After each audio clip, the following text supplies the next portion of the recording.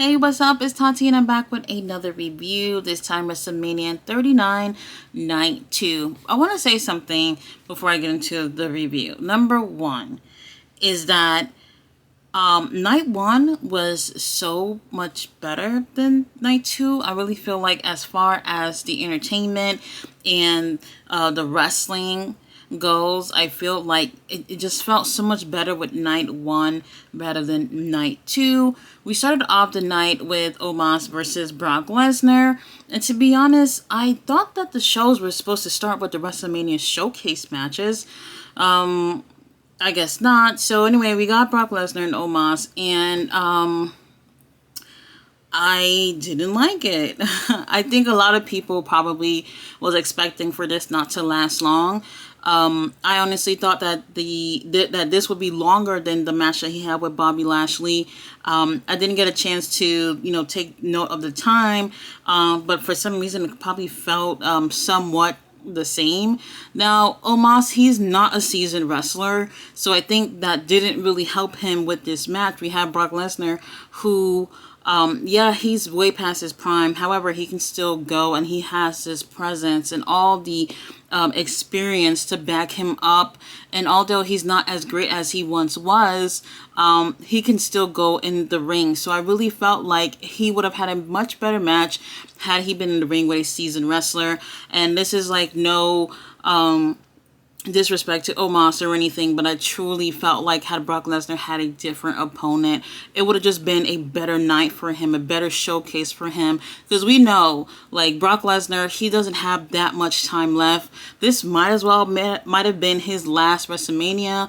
If anything, this was just a match with two really big guys, and we just have to see which one of these big guys are going to take the win. It just didn't really feel like something that would have been on WrestleMania, to be honest. This is a showcase of the Immortals. Y'all should be putting on the very best matches, and this is not one of them. I guess it's okay for opening the show. It was nothing spectacular. Brock Lesnar obviously takes the win. I really feel like they need to work with Omos. I know a lot of times big guys, big tall giants don't have a good rap or whatever, but some these giants are really talented, and they just need the right trainer and need to find what works for them so that they can really show how great of a wrestler that they are. Either way, this match, like, out of 5 stars, it was like a 2. Next, we had the WrestleMania Showcase match with Liv Morgan, Raquel Rodriguez versus Natalya and Shotzi versus Sonya Deville and Chelsea Green versus Ronda and Shayna. I was really disappointed in this. To be honest, they started off strong. Everybody seemed to have started off with like a go-getter attitude, and then I don't know, like the whole energy from that match just shifted, and for a while, it just seemed like, okay, is this going to get better? I just really felt like there was something really lacking with this match. It just didn't seem like how it started is the same energy they carried out through that match. Now, we did see some really cool spots with them, but, you want a match from top to bottom at WrestleMania to be really great. Now, like I suspected, Ronda and Shayna ends up winning this match. Ronda hits a armbar onto Shotzi. Shotzi taps, and this felt so weird. Everything felt really strange about this. And something I didn't notice, but Shayna, she only had one boot on. I don't know what that was about. I don't even know if she came to the ring like that. I don't even remember that even happening. But at the end, she just had one boot on, and they're celebrating.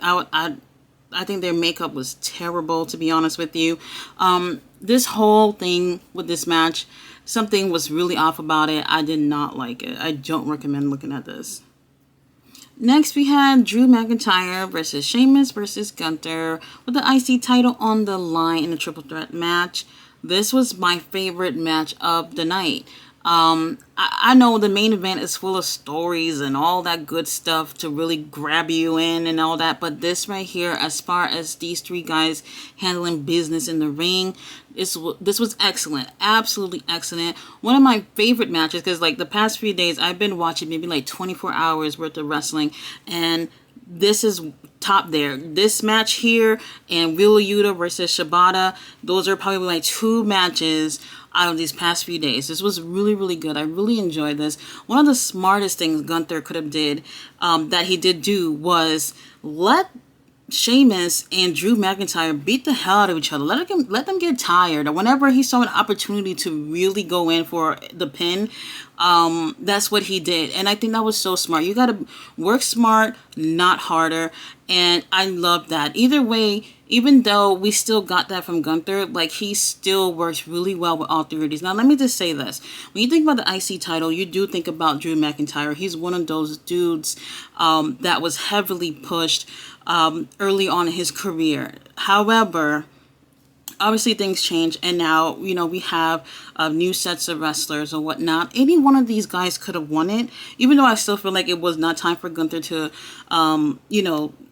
drop the title. I still feel like either one of these guys would have earned winning this title. This is definitely a classic match. When I think about WrestleMania, this is what I think about.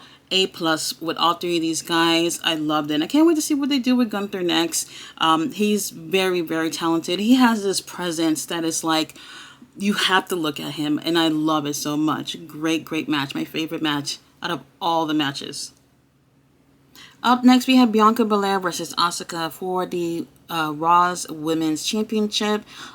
We did start off with a really cool entrance from Asuka, and then Bianca Belair also had an entrance where she had these little girls that were pretty much all having the same ponytail and everything, and they were dancing, had a really cool entrance and whatnot. And I just want to say this, like, representation really, really matters. I remember being a kid, and even though I liked pretty much all the girls, like, seeing somebody like Jacqueline was so cool to me because she looks like me. You get what I'm saying? So seeing all those little girls dressing up just like Bianca is, like, so cool. Like, I wish we got to see a little bit more of that when I was a kid. So I really do think that even though it's not all about race, sometimes kids like to see other people that looks like them, and that's inspirational to them. So kudos to Bianca having these girls perform. They actually did a really great job. Now, this match here, I really did enjoy it. Compared to the SmackDown women's match, it was not better. However, I feel like they put a lot of effort. Now, I didn't really keep in mind that Bianca has like a little streak going on where if she would have won this would have been her 3rd win at WrestleMania. So I didn't keep that in mind until they said that after the match, and I was like, well, I guess that makes sense for her to win. But really, it really felt like it was Asuka time. When Asuka went to spray the mist at Bianca, and actually Bianca ends up dodging it, that right there symbolized to me, like, okay, she's not winning this. She's not winning this. And sure enough, that's how it ended, with Bianca retaining the title. I was actually feeling a little bitter about this. I was like, whoa, this was not what I expected at all. To be honest, I feel like if Asuka would have gone back to Japan, she would really get the treatment that she deserved for her career, rather than here at WWE. But it is up to her what she wants to do with her career. But I really think if she made that jump back to Japan, like, it would be a difference of night and day with her wrestling career. Really great match. I enjoyed what these 2 ladies put together, but damn, I wish Asuka won. So we had another really cheesy, cringy, even cringier moment with The Miz. So Snoop Dogg and The Miz are in the ring, and this time Snoop seems to feel like somebody needs to come and whoop his ass, and somebody's music hit. Who was it? Shane O'Mac. And I was like, whoa, when I'm telling you, Shane O'Mac came with, like, so much energy, so much intensity. You know how he is, and he comes down to the ring, he is ready to go. He gives Miz a few blows or whatnot, and all of a sudden he's just down on the ground and he just didn't get up. And I'm like, whoa, is this part of it? Is he's like ribbing him real quick, seeing if he's gonna react and go for a pin? And actually, that didn't even happen. Turns out, after the show, they did an update on Shane, saying that he tore his quad. And I'm just like, what? You were in there for like seconds, just moving around. I'm telling you guys, we're getting older. We love wrestling, but at some point, we gotta put brakes on the train and be like, hey, I'm not as young as I used to be. It was really surprising to see him down and out. Now, we do have Snoop Dogg that seemed to have improvised the ending of that, where, you know, he hits The Miz a few times and even hits a people's elbow onto The Miz and ends up taking the pin for Shane. And I'm like, what the fuck? It was, yeah, it was really something different. WWE, y'all gotta do a little bit better with these type of things. I know y'all trying to be funny or whatever, but this here, was not expecting things to go the way it did. It was messy, but you might have gotten a little chuckle out of it. Next, we had Edge versus Finn Balor, and to all the dirt sheets out there that was reporting that Christian and Gangrel will be joining Edge with his entrance, where the fuck y'all getting this from? I hate how dirt sheets, they literally post things like they know it's happening. And then when it don't happen, crickets, quiet. You don't hear nothing from them. I remember seeing people commenting on Facebook, oh, I was expecting the Brood to be there because they said it. Who said it? Some dude in his basement just posting things online and y'all took his word for it? There was nothing concrete for you to have expected the Brood to be part of his entrance. Now, what I did like was that his jacket, he had a picture of the Brood on it. That was really, really cool. He had on a mask that looked like a fucking disco ball. It just didn't fit with the whole look or whatever. And I was like, you know what, Edge? You've been like top notch your whole career. I'm just gonna let that ugly look slide. But I have to admit this, I was disappointed with this match. Something felt like it was lacking with this match as well. The match started off great. Finn Balor, he was pretty much, I guess you could say, more dominant towards the beginning of the match. When Edge brought the ladder in the match, that's when things changed drastically. Finn ends up getting hit with the ladder and busted his head.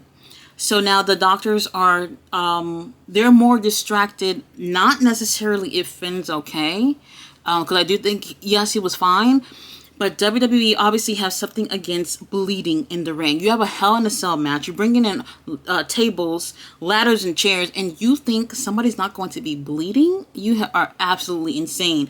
Me, personally, I know a lot of people who don't like blood when it comes to wrestling, but I mean, I like realism with wrestling. If you're using weapons, I don't expect you to be bleeding, but if you do, then it makes sense. So now he's bleeding. The medical personnel is with him and the ref.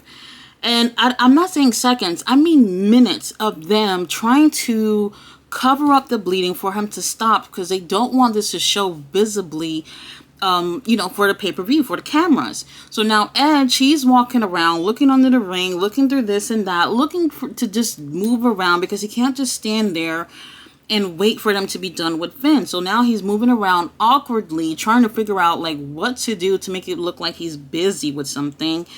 And it was really, really awkward. To be honest, me personally, if somebody's bleeding, especially in like the forehead or something like that, if they're bleeding, they bleeding. It is what it is. To be honest, I think it adds to the imagery and it makes it just makes it more real. And for whatever reason, WWE does not like that. You know how it is when somebody is bleeding and you're showing the clip, they do it in black and white so you don't see the redness of the blood or whatever. And it's just like, come on, it's not that big of a deal, especially since Finn Balor is in demon mode. He has paint on his face, so I don't feel like you can really see how bad he's bleeding. So anyway, I think that really changed the landscape of the match, and it just really felt like we've seen so much intense moments from these guys. We've seen so much better from these two, so it just was a little disappointing. It just felt a little lackluster for me. Another thing that made me disappointed, we do have a spot where Finn, he gets on the cage and he jumps onto Edge that's on the table, but Edge moves off the table, so it's Finn that goes through the table, and the table breaks clean in half.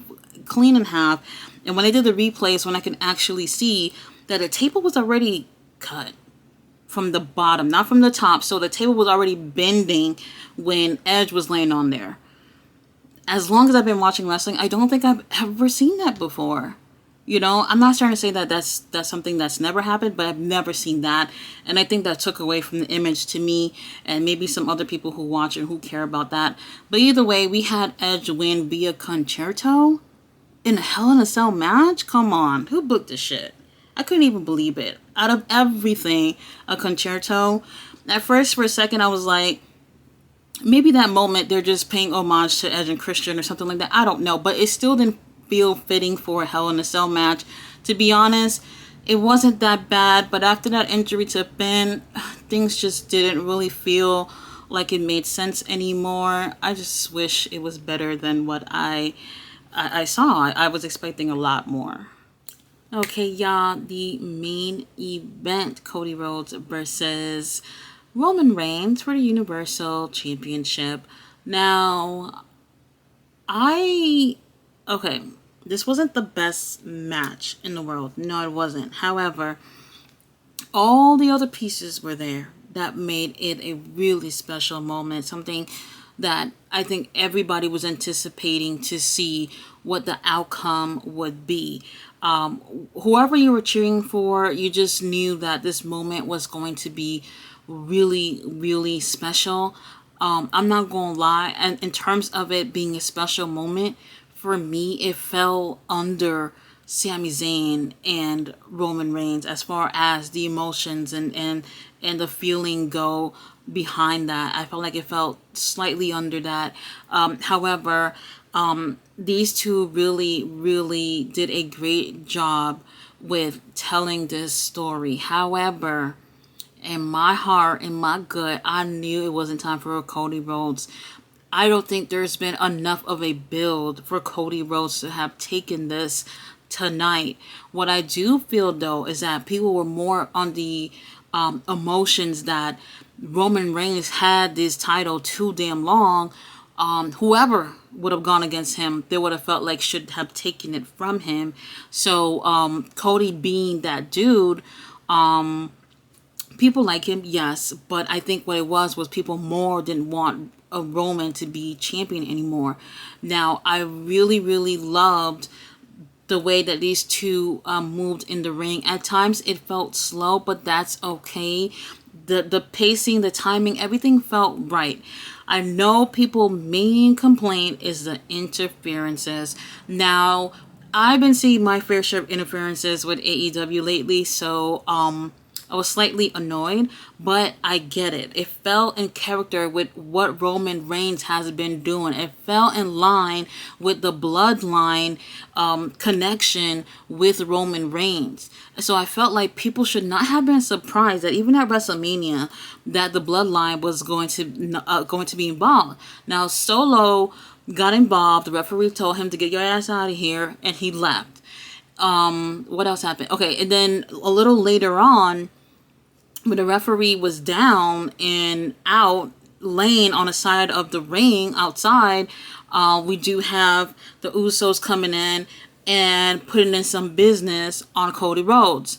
And then our new champs, Kevin Owens and Sami Zayn, came in and evened the numbers. So now, even though Cody didn't ask for Sami and Kevin to come in, they still helped him the same way like how the Usos helped Roman, okay? So now that put an advantage for Cody Rhodes, and that still did not help him win the match.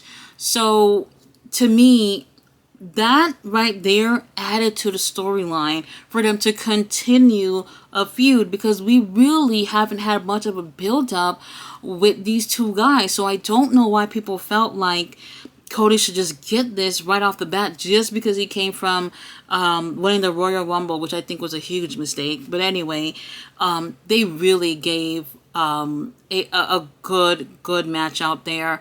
I really enjoyed the story that was being told with all this. I don't mind that Roman had help. I really don't. We've been seeing that consistently with him.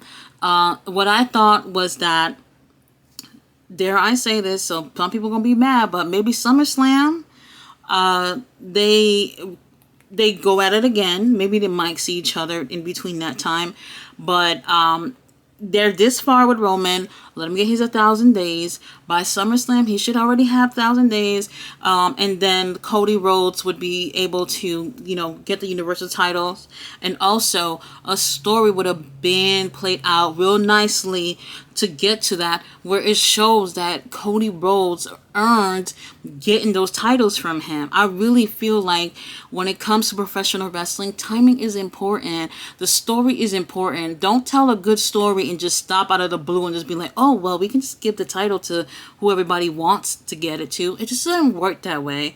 So I really feel like this was the right call. Yes, I wanted Roman to win, but if I were booking this, I would have still did it this way and give time for Cody Rhodes to really get his moment when he wins that title. And I know it's WrestleMania and it would be, you know, the best pay-per-view that they have throughout the year. However, you can really have great moments at other pay-per-views as well. If it's just not the time, it's just not the time. And I do think WWE made a really great call here. Overall, I enjoyed both nights. I don't necessarily like to watch WWE often. I do keep up with it though. Pay-per-views I do watch. I'm definitely going to watch tomorrow night to see how things play off. Please, Montez Ford, please. I want to see you break away from the Street Profits. Let's see if that happens. But, you know, the Raw after WrestleMania is always a good time. So I'm expecting to see some good stuff with that. But great job, WWE. Y'all did a really good job, especially with these title matches. Next year, let's focus less on how pretty everything looks and focus more on the actual matches, because some of these just felt a little flat for me. But either way, I was entertained, sports entertained, like Vinnie Mac would say. And I'll definitely be tuning into the next pay-per-view, which will be Backlash, and that's on May 6th, and that's in Puerto Rico. So that's pretty cool. Guys, thanks for watching my video. I'll be back next time. Bye.